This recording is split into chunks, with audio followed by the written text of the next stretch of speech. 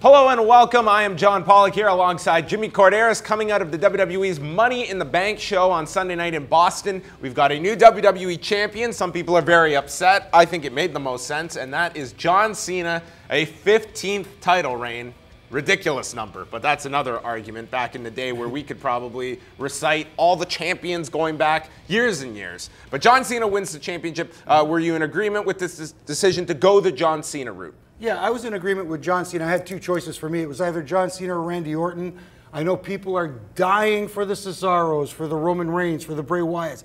It is way too soon. You don't want to get that Alberto Del Rio factor or that Sheamus factor where it's, you know, the title is put upon them too early and then their momentum is just crushed after that. And I really feel with Roman Reigns, he's at a stage right now where he's got a lot of momentum and he has that interest, but we've seen him when he's thrown out there on his own for longer matches. I mean, this guy still has a lot of advancement to make. I mean, he hasn't been doing this his entire life. I mean, he's still relatively new to the business, and I think that with that long, big build, you're going to make the fans want it that much more, and him winning maybe next year's WrestleMania, somewhere down the road where you can capitalize on that chase, that should be it, not just to win it off of a 2-week build going into a multi-person ladder match. Exactly. It just, you know, you learn off the coattails of Daniel Bryan. It was the chase that Daniel Bryan had to get to the WWE World Heavyweight Championship, and that's what people got invested in. Now, we saw last week, both on Amazon and even the WWE sending him out, the poster out for SummerSlam,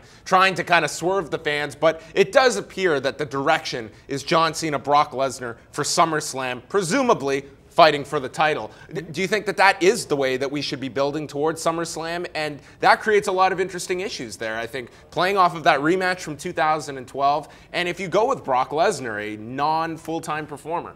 Well, I don't mind the fact that Brock Lesnar is a part-timer. I mean, you look at back in the day when Hulk Hogan was WWF champion, he was technically a part-timer because he never wrestled on television.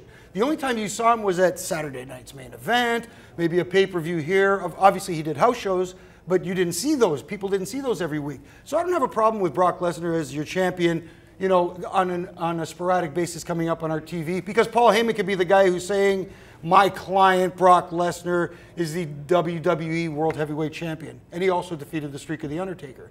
But going long term, if you're talking about WrestleMania, if you want to build Roman Reigns, let Brock Lesnar beat John Cena, carry the title into WrestleMania, and then when Roman Reigns does finally defeat him for the title, he's not only the guy who won the WWE Championship, but he's the guy who defeated The Undertaker and broke the streak. Your new phenom, potentially, in Roman Reigns. It's putting a lot on his shoulders, but that is, I think, where they see this guy. Yeah, so don't worry about Roman Reigns. I think he's going to be just fine. Yeah. Moving over to the secondary Money in the Bank ladder match, this one for the briefcase. Seth Rollins got the win.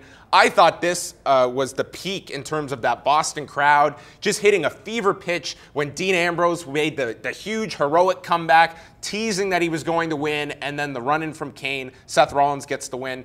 And I think, again, in this case, Dean Ambrose is someone that just the way they structured this match for him to get that great moment, and then for long-term, putting the briefcase with Seth Rollins. I thought it came off very well, and I thought this was the better of the two ladder matches. Yeah, it was definitely better. There was a lot of creative stuff going on, and that's the biggest challenge. We've seen so many ladder matches now that, you know, raising the bar is getting harder and harder, and these guys raised the bar. There was some crazy stuff going on. That Seth Rollins back body drop, I mean, that will be in every highlight reel for this match for years. Absolutely, but long-term plans, again, Seth Rollins with your briefcase, he technically has a year to cash in, so let's fast forward to WrestleMania 31. Roman Reigns is your WWE champion.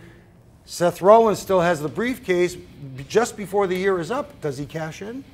Look at this guy. Just can't take that booking cap off. Jimmy Corderas here, looking ahead at Battleground. That will be their next event coming up on Sunday, July the 20th, only 3 weeks away. Where do you put your thumbs for Money in the Bank? Up, down, in the middle? Well, I think it was up. I enjoyed it. I think this was a thumbs in the middle show. Very good, but I'm not going to say excellent. Right. That was Money in the Bank. Battleground is July the 20th, taking place in Tampa, Florida.